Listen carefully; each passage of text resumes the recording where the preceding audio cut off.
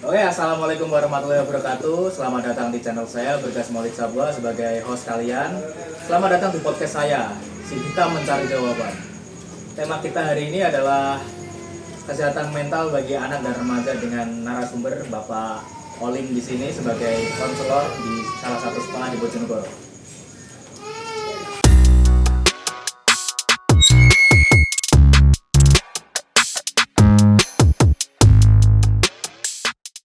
Nah, sebelum kita lanjut ke pembahasan ini, Pak, bagaimana kabarnya hari ini? Alhamdulillah baik. Jadi ya seperti ini saya sehari-hari ya alhamdulillah masih menjalani kegiatan seperti biasa. Jadi ya baik-baik saja, tidak ada masalah ya. Mungkin cuman masih sibuk mengatur kehidupan karena kan kebetulan saya juga habis selesai menjalani tugas menjaga ada ujian seperti itu di sekolah. Ujian. Sebagai konselor sendiri nih, Pak, sudah berapa lama berarti konselor ini? Di sekolah Ya, betul. kebetulan saya sebagai konselor di sekolah ya kalau dikatakan lama juga tidak lama, sebentar juga tidak sebentar, kurang lebihnya sekitar hampir sudah 5 tahunan saya terjun ke dunia konselor sekolah seperti itu. 5 tahun, berarti pengalamannya emang sudah cukup lah ya kalau dibilang ya. Alhamdulillah mungkin cukup lah. Terkait konseling ini sendiri, pasti kan banyak tuh anak-anak yang punya masalah di rumah dan kesehatan mental mereka pasti kan terganggu. Bagaimana cara Bapak menanggulangi anak-anak itu? Terkait dengan kesehatan mental anak-anak ya yang terganggu. Jadi menurut saya kalau kesehatan mental itu juga salah satunya dipengaruhi oleh zaman juga, mungkin salah satunya faktor zaman itu adanya pergeseran, bukan pergeseran sih, perbedaan antara generasi ke generasi satu ke generasi lainnya, dimana itu pasti ada pola yang berbeda. Seperti contoh mungkin di generasi saya itu dididik dengan didikan yang mungkin lebih keras, akhirnya terbentuk mental juga yang tidak gampang stres, tidak gampang terganggu kesehatan mentalnya. Jadi ada tantangan, ada permasalahan, masih bisa menormalkan diri dalam keadaan seperti itu. Nah, sedangkan di generasi yang sekarang yang mungkin ini pendapat saya pribadi ya, mungkin disclaimer saja, bukan sesuatu yang benar selalu benar, tapi pendapat saya pribadi, karena generasi sekarang itu cara mendidiknya juga akan berbeda dengan generasi saya dulu. Mendidiknya mungkin sekarang mengurangi kekerasan, lebih banyak dengan kata-kata yang baik, mungkin peringatan menggunakan kata-kata tanpa adanya tindakan, dan juga mungkin pendidikan yang lebih keras. Seperti zaman dulu kan ada yang dicambuk, disapu, ditampar seperti itu kan. Ya kan berbeda memang. Akhirnya ya mentalnya akan yang terbentuk juga akan berbeda seperti itu. Menurut saya seperti itu. Iya sih. Kalau anak sekarang dipukul gitu udah, lapor polisi itu, Pak. Nah, itu Gak susah juga ya. Terkait kesehatan mental untuk anak-anak dan remaja, tantangan paling utamanya itu apa, Pak? kalau tantangan ya, kalau dikatakan tantangan, menurut saya pribadi tantangan terberat itu sebenarnya adalah mungkin ya, mohon maaf juga, salah satu yang sering kita luput adalah bukan karena anaknya yang dalam notabene unik ataupun nakal, katakanlah zaman sekarang bilangnya nakal dan lain sebagainya. Sebenarnya bisa jadi bukan seperti itu, bisa jadi adalah kurangnya bekal yang dikatakan adalah sistem didik yang benar. dari orang tua. Yang selalu saya garis bawahi itu adalah saya itu bisa mengatakan seperti ini apa? Karena ketika di sekolah orang tua menitipkan anak kepada kita, meminta kita mendidik anaknya dengan benar. Nah, ketika kita sudah melakukan pendidikan di sekolah, mengajarkan A, B, dan C, dan D sampai Z, kemudian anak itu apa akan di sekolah terus? Tidak, kita akan tetap memulangkan dia bertemu dengan orang tua. Nah, kembali nih di sini problemnya sering muncul bahwa orang tua tidak meneruskan apa yang dididik di sekolah ke rumah. Itu bekal tambahan yang harus disiapkan, dan salah satunya bekal yang penting juga adalah sebelum anaknya dimasukkan ke suatu tempat, maka anak itu harus dipersiapkan.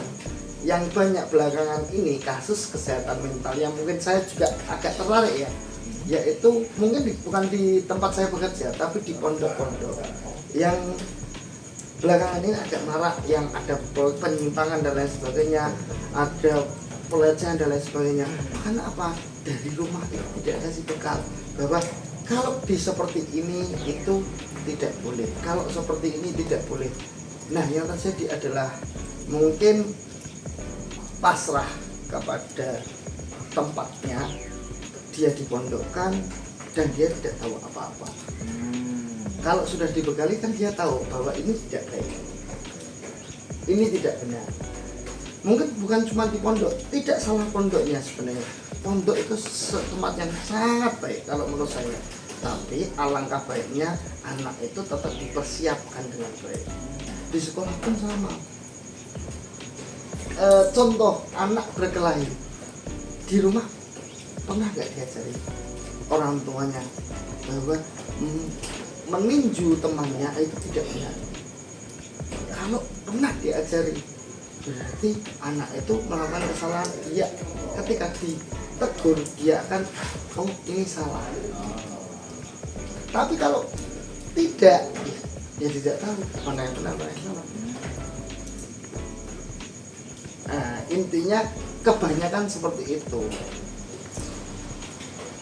Menurut saya pribadi ada kebingungan antara mendidik, memperhatikan, dan membiarkan. Yang dilakukan orang tua pada zaman sekarang adalah lebih ke membiarkan sesuatu itu berjalan. Yang penting tidak ada masalah. Kalau kita kaitkan bisa saja seperti anak bermain game. Anak kalau rewel tidak mau diam, dikasih HP, dia bermain game. Selama dia diam, maka dia tidak menjadi masalah, tidak perlu ditegur, tidak perlu dimarahi, tidak perlu diingatkan. Ini juga jadi problem sebenarnya kalau menurut saya ya. Jadi problem, kenapa jadi problem? Jawaban atau tindakan orang tua yang perhatian itu antara mengiyakan atau melarang. Mengiyakan atau melarang, jangan diam saja. Ketika diam saja, anak tidak belajar mana yang benar mana yang salah. Dan dia akan bertanya, oh kalau saya seperti ini berarti tidak apa-apa dong. Ya kan, itu yang terjadi. Benar. Berarti itu kayak environmental conditioning. Di sekolah diberikan conditioning seperti ini, namun tidak diteruskan di rumah. Iya. Iya, karena memang seperti itu. Orang tua ketika sudah sampai rumah, anaknya tidak baik-baik saja, tidak ada kabar jelek, ya sudah, orang tua diam, tidak pernah ditanya, tidak pernah intervensi apapun. Karena apa? Oh baik-baik saja, saya tidak dipanggil di sekolah ini. Nah, ini yang dinamakan tidak perhatian. Karena dengan diam, tidak melarang, tidak mengiyakan, itu menjadi anak-anak jadi ambigu juga. Berarti mereka itu dalam masa kebingungan. Mereka mengkondisikan diri mereka dari anak-anak menuju ke remaja, dan mereka bingung apa yang harus dilakukan gitu, sehingga terjadilah penyimpangan tersebut. Iya, penyimpangan itu terjadi karena seperti itu. Dan orang yang bisa memberikan influence besar saat dia di fase itu adalah ya teman, tergantung temannya baik atau tidak. Ini kalau kita kaitkan, kan kita sama-sama konselor, sama-sama konselor. Masih calon. Ya calon konselor dan insya Allah akan jadi konselor ke depannya nanti. Amin. Teori shaping atau pembentukan itu kan berarti kita melakukan sesuatu untuk membentuk anak. Kalau kita mau melakukan shaping terhadap anak, membentuk sesuatu, itu kita melakukan atau diam. Lakukan. Kalau dia bisa nggak terbentuk? Enggak dong, masa pakai kata-kata Pak? Nggak mungkin kan? Bentuknya akan jadi abstrak kan? Iya. Tergantung situasi dan kondisi kan berarti. Betul. Lah, yang terjadi kebanyakan kesehatan mental anak zaman sekarang adalah kesehatan mental yang abstrak. Karena dia tidak tahu mana yang benar, apa yang dilakukan selama ini benar, apa yang telah dicapai itu sesuai, atau apa yang dia jalani selama ini itu memang yang terbaik. Karena nggak tahu. Karena apa? Orang tuanya ya dia saja. Selama itu tidak ada masalah. Ketika ada masalah, orang tua dipanggil, orang tua pasti jawabannya, loh anak saya kayak saja kok di sekolah, di rumah. Lah, kan belum ini juga anaknya benar-benar baik saja. Itu kasus kesehatan mental yang terjadi sering adalah seperti itu. Ketika anak nggak mau cerita ke orang tua itu berarti udah masalahnya emang dari situ. Rata-rata memang anak tidak akan mau cerita dengan orang tua karena anak di usia-usia yang labil, remaja beranjak dewasa, dependensinya kan lebih ke teman. Dia akan lebih terbuka kepada teman daripada orang tua. Nah, Benar. kalau menunggu anaknya cerita, tidak akan bisa. Iya. Orang tua yang harus mengetuk pintu. Guru sudah berusaha mengetuk pintu nih, tapi begitu pintu itu dibuka, sampai rumah ketutup lagi. Harusnya pintu itu kan sudah bukaan, orang tuanya masuk dong. Say hi, tanyakan kabar, apa yang sudah kamu capai selama ini, dengan catatan perhatian, bukan menasehati. Betul. Itu juga merasakan sendiri sih saya Pak itu. Ya, itu yang terjadi. Sampai rumah orang tuanya ngajak bicara, itu bukan berarti perhatian. Bisa saja awakmu seperti itu. Iya, itu kan tidak dibutuhkan oleh anak. Anak-anak mentalnya sudah capek, kondisi pikirannya sudah lelah, ditambahi permasalahan baru, hanya apa? Anak-anak kabur dengan cara keluar bersama teman-temannya. Teman-temannya yang ada di saat dia seperti itu, apakah yang baik?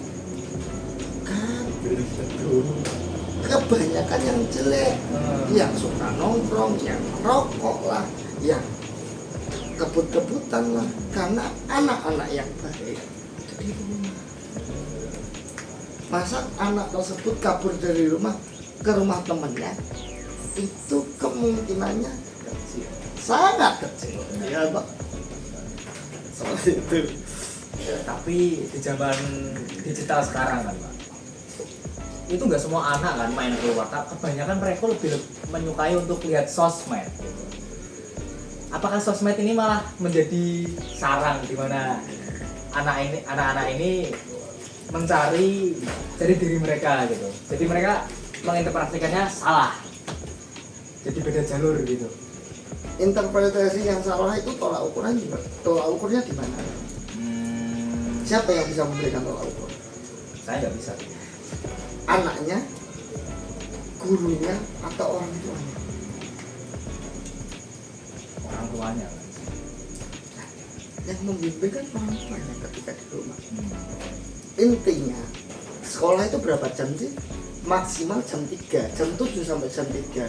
kebanyakan waktu akan dihabiskan paling banyak adalah bersama orang tua. Berarti ketika anak itu arahnya benar atau salah, orang tua itu tahu tolak ukurnya dengan cara perhatian tadi. Ya mungkin kesannya apa yang saya katakan itu terkesan hanya menyalahkan orang tua, bukan sebenarnya. Ini adalah mungkin sebuah apa ya? Menurut saya yang ingin saya sampaikan ke orang tua supaya orang tua itu lebih care, lebih perhatian dengan anaknya. Jangan melakukan sebaliknya, adalah menuntut sekolah, menuntut gurunya, menyalahkan gurunya yang katanya tidak becus dalam memberikan pendidikan. Padahal pendidikan yang paling penting adalah pendidikan, bukan dari sekolah. Ya kan, saya sempat bilang seperti ini. Kalau memang Anda merasa kita tidak bisa mendidik anak Anda, kenapa anak Anda tidak Anda ajari sendiri? Kalau memang beliau orang yang lebih paham kepada anaknya, kenapa tidak ada yang bisa berani melawan seperti itu? Karena mereka juga tidak yakin bahwa mereka bisa mendidik dengan baik.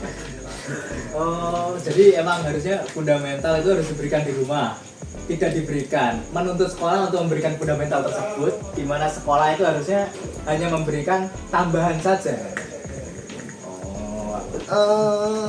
Sebenarnya sekolah itu juga bukan cuma tambahan saja. Sebenarnya sekolah juga memberikan fundamental kepada anak-anak juga, memberikan apa yang dibutuhkan anak-anak juga. Cuman harapannya adalah sesuatu yang diberikan oleh sekolah itu kontinu, bukan berhenti ketika dia pulang, berhenti ketika dia keluar dari lingkungan sekolah.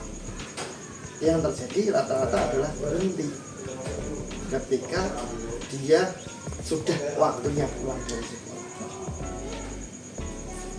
Andaikan seperti ini, saya sekolah ya, saya pulang sekolah, sampai rumah orang tua misalkan belum datang, masih bekerja ya, agak sore, kita luangkan, orang tua meluangkan waktunya setelah maghrib makan bareng, kita ngobrol.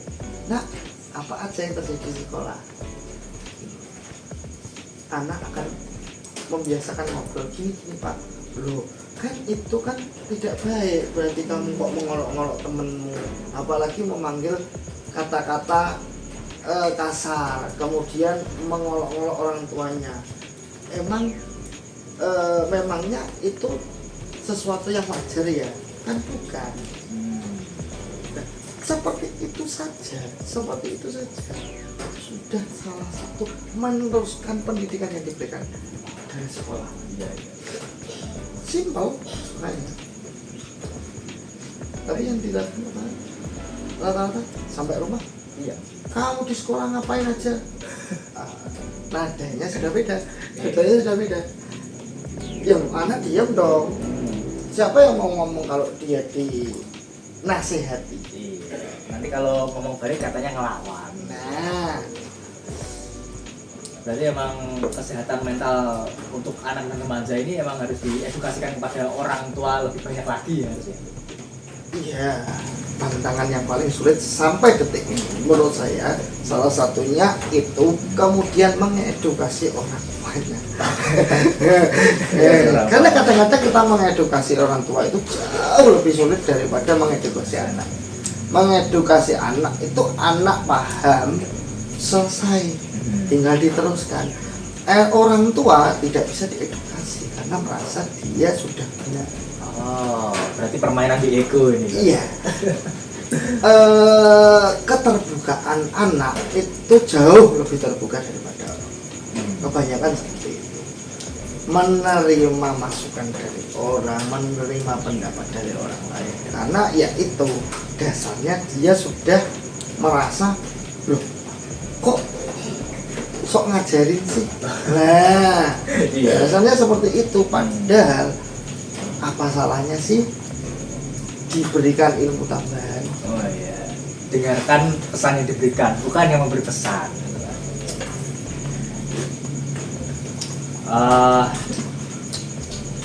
anak-anak sekarang itu kan banyak tuh di media sosial, di TikTok dan Instagram, mereka katanya mengalami burnout akademik, life dan lain-lain. Itu burnout menurut Bapak sendiri apa? Menurut pandangan Bapak? Burnout. Burnout kan yang dimaksudkan adalah lelah dalam melakukan sesuatu. Ya salah satunya pondasi menurut saya ya. Mereka itu kita katakan burnout itu lelah terhadap sesuatu itu dasarnya apa sih? Kan karena tidak jelas kan sampai sekarang kan nggak ada dasarnya, nggak ada dasar. Mungkin yang saya tanggapi adalah ketika dia bilang burnout itu sebenarnya adalah karena saya mengandaikan saja ya, ketika kita membuat sebuah rumah yang baik itu apakah temboknya yang bagus, gentengnya yang bagus, istilahnya rancangan desainnya yang bagus atau pondasinya yang bagus? Pondasi yang bagus kalau saya. Pondasi yang bagus. Nah, anak-anak itu yang direpotkan adalah mereka rata-rata di media sosial adalah mereka desainnya bagus, atapnya bagus, temboknya bagus, tapi pondasinya tidak ada. Pondasinya rapuh. Nah, ketika ada permasalahan sedikit meniup, kira-kira rumah itu roboh enggak? Roboh, jelas. Karena pondasinya tidak kuat. Intinya semua masalah itu berulang ketika pondasinya tidak akan diperkuat. Jadi anak burnout dia komplain sedikit-sedikit akan komplain karena apa? Pada dasarnya mental yang diberikan atau didikan mental anak itu dari awal tidak ada, bahkan sangat sedikit.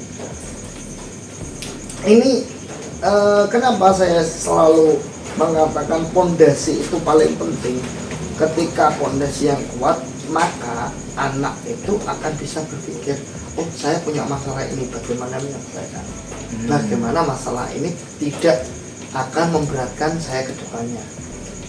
Anak berpikir kritis itu dasarnya adalah pondasi didikan kesehatan mental seorang anak. Dan juga yang terjadi burnout itu rata-rata karena anak itu dasarnya tidak bagus, tidak baik, tidak kuat sama sekali.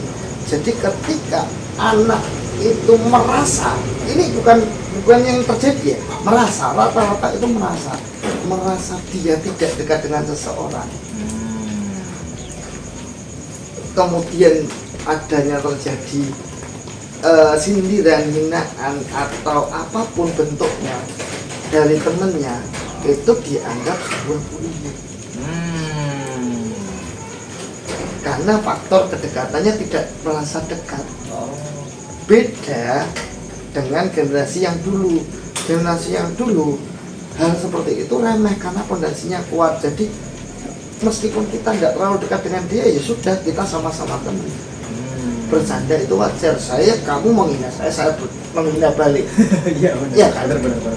Kamu memukul saya memukul balik, tapi dalam konteks bercanda, bukan yang benar. Anak zaman sekarang bercanda dipukul seperti ini, dia ngomong bullying. Akhirnya dia marah-marah di sosmed, burnout, dia merasa dia lelah kalau saya dibully terus. Yakin itu dibully. Kebanyakan kasusnya adalah ya itu tadi, pondasi yang nggak ada, cuman bagus doang. Akhirnya gampang runtuh. Dia merasa Allah nggak penting pondasi. Itu yang. Tapi Pak, ini katanya orang-orang kan endurance kita terhadap mental kan berbeda-beda. Ada yang dikatain sedikit langsung sakit hati, ada yang bodoh amat, ada yang menerima, ada yang membuatnya sebagai pelajaran. Bagaimana Bapak bisa mengatakan mereka itu fondasinya jelek jika memang mereka itu build dari dasarnya memang sudah rapuh? karena mereka pas dididik itu kan ya beda-beda lah ya. Jadi emang build awalnya berbeda. Berarti kan kita mengatakan toleransi anak terhadap tekanan. Betul. Nah, terhadap tekanan. Ketika suatu benda sering ditekan, dilapisi, ditekan lagi, benda itu semakin tipis, semakin rapuh atau semakin kuat. Kalau secara logika semakin kuat sih. Nah, dia ketika ditekan, dia tidak menghabisi dirinya. Ya, ini toleransi itu membangun sebuah toleransi terhadap stres, terhadap tekanan, terhadap permasalahan. Itu harus ketika ada masalah dia memperkuat diri. Jadi semakin lama akan semakin kuat, semakin berlapis. Tapi yang sering dilakukan adalah kabur aja dulu. Ada tekanan kabur. Kapan selesainya masalah itu? Tekanan hanya akan bertumpuk, tapi lapisannya cuma selapis nih.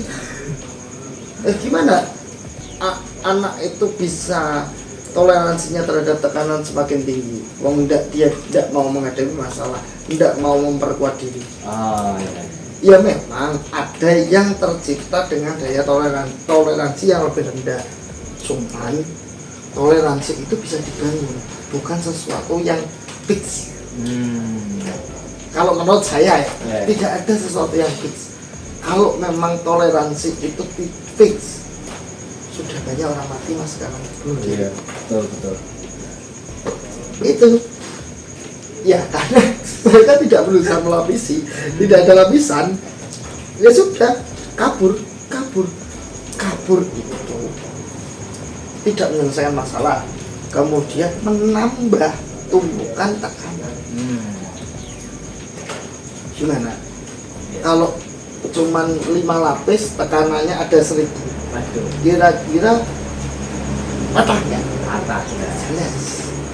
Karena ya itu kabur aja dulu semuanya. Seumpama masalah kecil langsung jadi trauma gitu. Wah, masalah. Berarti emang sejauh ini dari pembahasan permasalahannya di parenting lagi ya. Iya, kebanyakan di parenting sama pondasi. Ya dasar mental, dasar anak itu juga akan berkaitan dengan parenting. Berkaitan sangat erat. Kalau menurut saya kembali akan berkutat seperti itu. Kalau di generasi saya sendiri kan Pak ya, generasi Gen Z ini, anak-anak itu banyak dapat informasi tentang kesehatan mental lah, tentang psikologi dan lain-lain. Mereka itu jadi kayak kebanyakan info dalam kepalanya, sehingga mereka mendiagnosis diri mereka sendiri. Jadi seberapa berbahaya self diagnosis ini terhadap kesehatan mental anak-anak di remaja ini yang Bapak ajar sendiri? Kalau menurut saya sangat berbahaya. Karena apa? Filtrasinya belum ada. Ya yang bisa memfiltrasi itu ya kalau saya bilang filtrasi ya balik lagi ke orang tua. Baliknya parenting. Ketika ada info, anak itu harus konfirmasi dengan orang tua supaya anak tersebut punya orang yang bisa memfilter apa yang benar, apa yang salah. Ya mungkin terdengar tidak Gen Z banget ya kalau omongan saya. Memang paparan media itu sampai detik ini saya meyakini paparan media yang baik itu ketika anak sudah bisa, satu, berpikir critical thinking, kedua, filtrasi terhadap yang mana yang benar, mana yang salah, ketiga adalah berkontemplasi terhadap sesuatu. Kenapa? Ketika anak-anak tidak mampu critical thinkingnya tidak ada, dia akan susah memahami konteks yang dia dapatkan.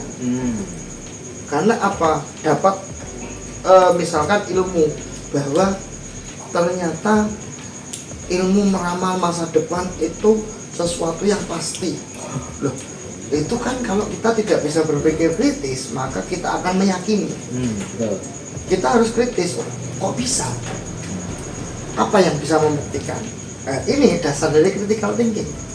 Yang kedua tadi adalah apa tadi? Mungkin yang dulu ya, yang berkontemplasi. Berkontemplasi.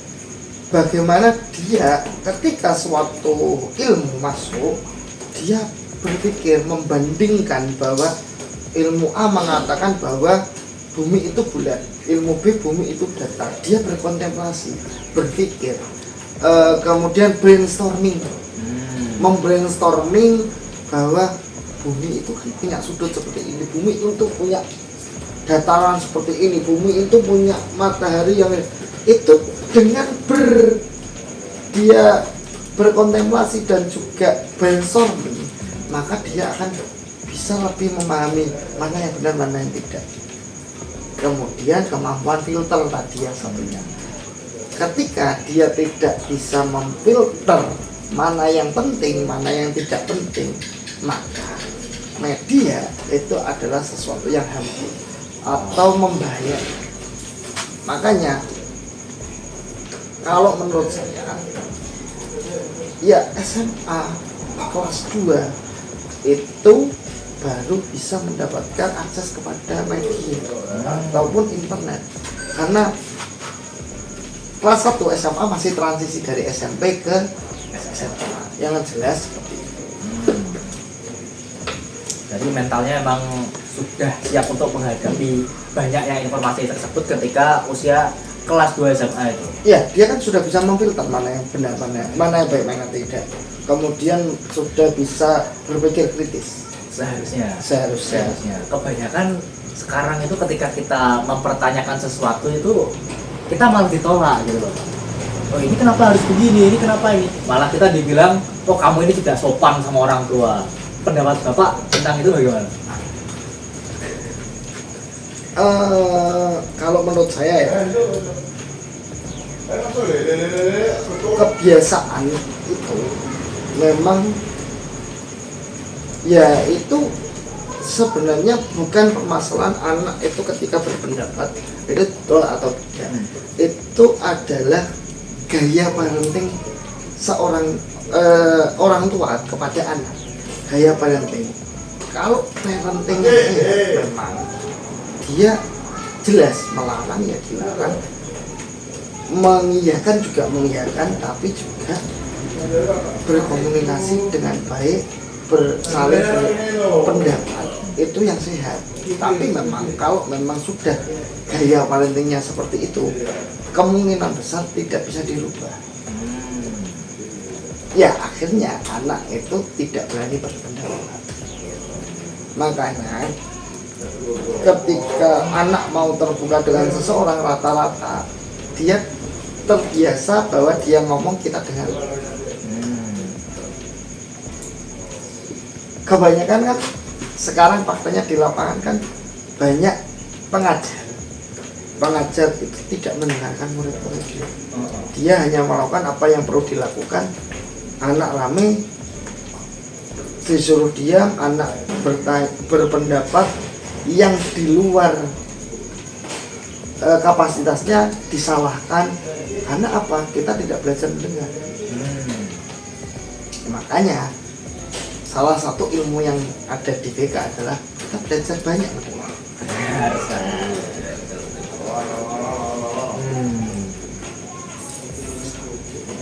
Berarti memang ilmu untuk mendengarkan ini sangat penting sekali dalam bimbingan konseling.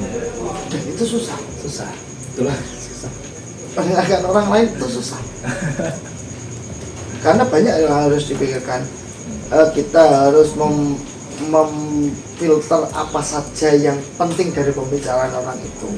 Kemudian kita berpikir kritis dari omongan yang dikatakan orang itu. Kemudian keterbukaan atau penerimaan kita terhadap apa yang dikatakan. Kalau kita dari awal sudah kekeh, nggak cocok ini dengan apa yang saya inginkan, nggak sesuai dengan prinsip saya, kira-kira mau dengarkan nggak? Jelas tidak. Nah, jelas tidak. Makanya susah mendengarkan orang lain itu susah. Oke.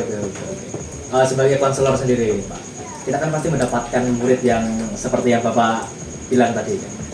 Mereka bercerita, lalu kita memberikan solusi. Dan solusi itu kemungkinan kan kadang tidak serag dengan mereka. Lalu mereka tidak pernah datang lagi untuk konseling. Itu bagaimana Bapak menanggapinya? Ketika kita terjadi hal seperti itu, berarti kan ada kesalahan dalam penggalian suatu masalah. Kan kita diajarkan bahwa seorang konselor itu harus menggali ke akar permasalahan.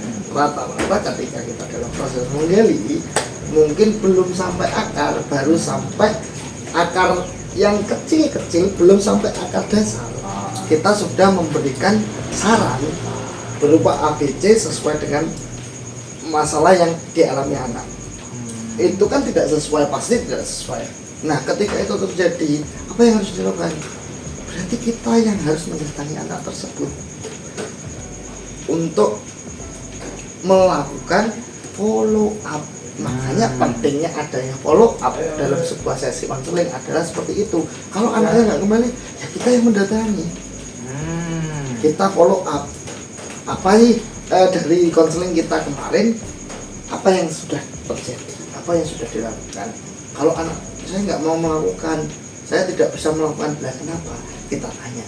Oh, sini gini. Oh, berarti penggalian kita perdalam lagi. Sampai mencapai titik di mana anak tersebut sesuai dengan apa yang diinginkan. Kebanyakan kan gengsi, wah pokoknya sudah saya tangani. Oh iya. Iya, pokoknya sudah saya tangani, ya sudah. Follow up itu ya kita yang mendatangi. Mungkin saya bilang seperti ini, pada kenyataannya agak susah juga follow up. Karena kenyataannya di lapangan, sorry itu saya mohon maaf ya, bukan saya gini. Kenyataan di lapangan jumlah guru BK itu kadang sering tidak sesuai dengan jumlah murid yang ada. Kan kita kan patokannya adalah guru BK di sekolah adalah murid itu 150 anak. Satu guru BK maksimal 150 anak. Supaya apa? Kita lebih intens dalam memberikan bimbingan dan konseling kepada anak. Kita lebih dalam, lebih paham apa yang diinginkan anak, permasalahannya apa. Kenyataannya satu guru BK bisa sampai 200, 300. Apa kita bisa paham anak tersebut? Ya tidak. Dan kemudian pemahaman sekolah tersebut terhadap apa yang dilakukan guru BK, kegiatan apa dan apa sih yang dilakukan oleh guru BK di sekolah apa saja, itu tidak banyak yang tahu. Jadi seakan-akan guru BK itu orang nganggur yang digaji. Banyak kawan-kawan di sekolah yang lain, pengajar-pengajar yang lain masih merasa seperti itu. Padahal ketika kita stepnya benar, diberikan ruang yang benar, insya Allah itu bisa terjadi. Tapi rata-rata apa masalah datang, harusnya masalah itu penanganannya, sistematikanya benar, itu akan menjadi baik.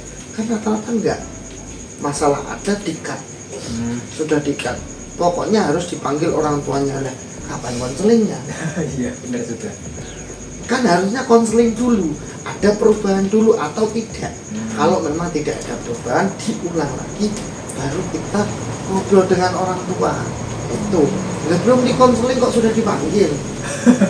Akhirnya apa? Guru BK juga bingung mau melakukan apa. Akhirnya ya sudahlah kalau seperti itu. Nah, ini problematika di sekolah itu masih banyak guru-guru lain, pengajar-pengajar yang lain yang tidak paham fungsi dan tugas dari seorang guru BK, dan masih banyak intervensi. Ya. Jadi itu umpama udah ini anak bermasalah dari rumah ke sekolah bawa masalah, di sekolahnya sendiri itu juga bermasalah gitu. Aduh, double. Intinya penanganan yang baik itu masih jarang terjadi. Masih jarang yang terjadi. Wah. Sulit juga jadi konselor itu ini. Kenyataannya memang di lapangan sulit karena apa? Banyak yang tidak paham konselor. Bahkan kalau kita berkaca pada pemerintahan juga pun mungkin agak terlalu tinggi ya yang saya bahas, tapi memang kita lihat juga ketika ada misalkan sekarang mungkin yang pegawai negeri ya, ada aplikasi pegawai negeri misalkan, itu kan dasarnya tetap guru mata pelajaran, tidak ada yang khusus untuk guru BK. Nah kita ditanya dalam mengajar nilai apa saja yang sudah kamu berikan kepada murid, maksudnya nilai secara moral, secara dan lain sebagainya. Ya kan kita kan tidak mengajar. Benar. Bagaimana itu teraplikasikan dengan baik atau terimplikasikan dengan baik, tidak sesuai dengan apa yang kita lakukan di lapangan kok. Benar. Harusnya kan proses konseling yang Anda lakukan seperti apa, kendalanya apa, dan apa yang mungkin bisa diberikan bantuan atau bantuan apa yang harus diberikan ke sekolah kepada Anda sebagai konselor di sekolah. Karena apa? Yang banyak itu mapel. Guru BK kan ya cuman satu, guru BK kan satu di sekolah. Mapel ada 20 misalkan. 20 kepada satu ya, yang diumumkan adalah yang prioritas, yang banyak lah, yang mayoritas lah, bukan minoritas. Saya juga masih ingat dulu pas SMA kelas 1 itu di rapot ada nilai bimbingan dan konseling. Itu saya merasa janggal itu. Kok bimbingan konseling diberi angka, dinilai secara angka itu kenapa? Kalau menurut saya itu juga kurang tepat sih, memang kurang tepat. Cuman itu juga kita tanyakan balik sebenarnya, kok kita sebagai guru BK kok ngasih angka, sedangkan kita kalau nggak mengasih angka berarti kita tidak menjalankan tugas. Nah kembali lagi, yang salah di mana? Berarti kan kita melaksanakan perintah atasan. Atasannya di mana? Kita kan nggak tahu, antara sekolah atau yang di atas.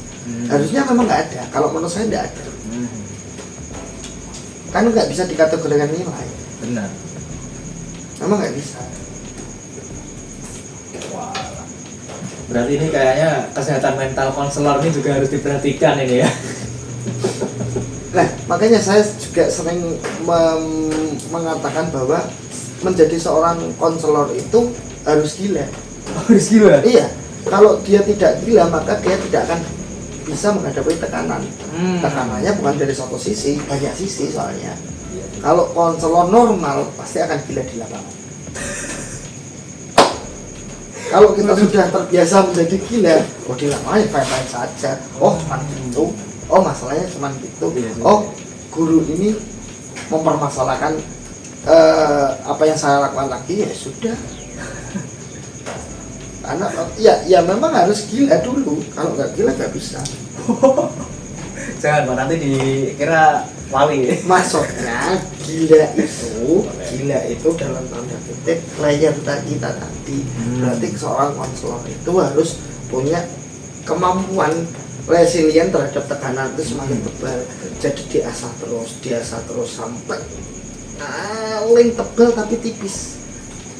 Tebal tapi tipis. Maksudnya lapisannya banyak tapi ditekan terus sampai menjadi tipis tapi kuat. Iya. Jadi kondens, terkonsentrasi. Oke.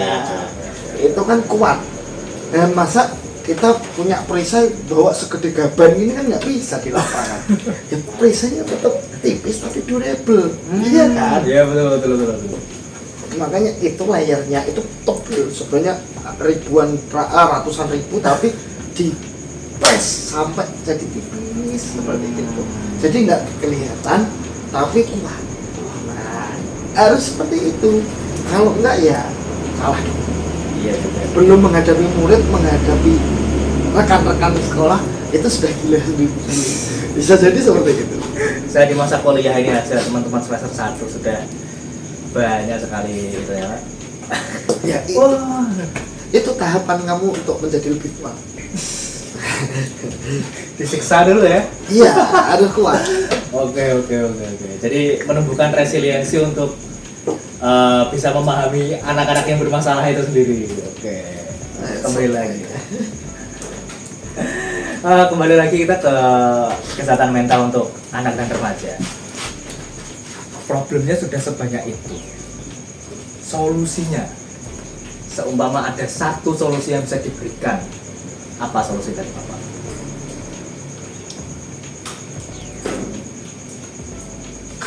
Solusinya ya. Solusinya adalah lakukan yang perlu dilakukan, jangan diam saja. Terutama dalam bidang parenting. Do or not. Maksudnya bukan do or not sih. Istilahnya iya kan atau larang. Pilih nih salah satu nih. Jangan ngambang. Jangan abu-abu. Jangan abu-abu. Diam itu bukan pilihan yang baik. Intinya seperti itu. Iya. Ketika anak fine-fine saja bukan berarti dia fine-fine saja. Intinya yang perlu kita solusi yang menurut saya adalah reshaping parenting.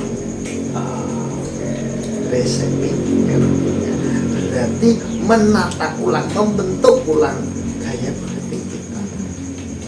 Tanyakan kepada diri Anda sendiri, sudah cukupkah kita melakukan parenting kepada anak? Sudah benarkah?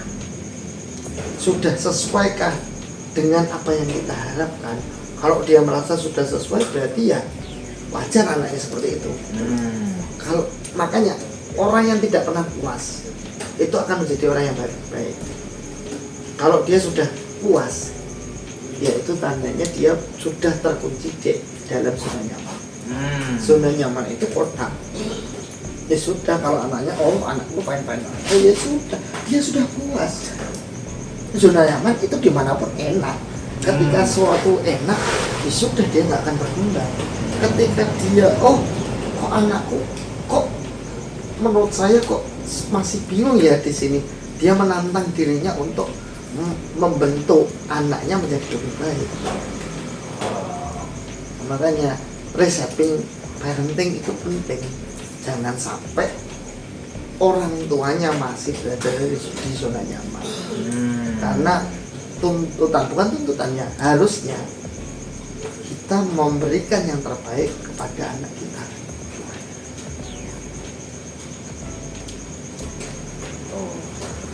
Iya, ini omongan goblok mungkin yang bisa saya omongkan ya. Kalau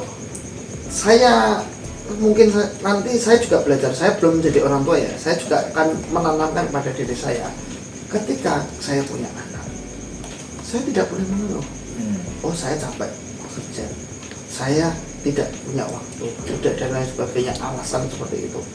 Itu adalah faktor penghambat untuk membentuk anak menjadi yang baik. Kalau memang kamu tidak punya waktu, capek dan lain sebagainya, maka jangan punya anak.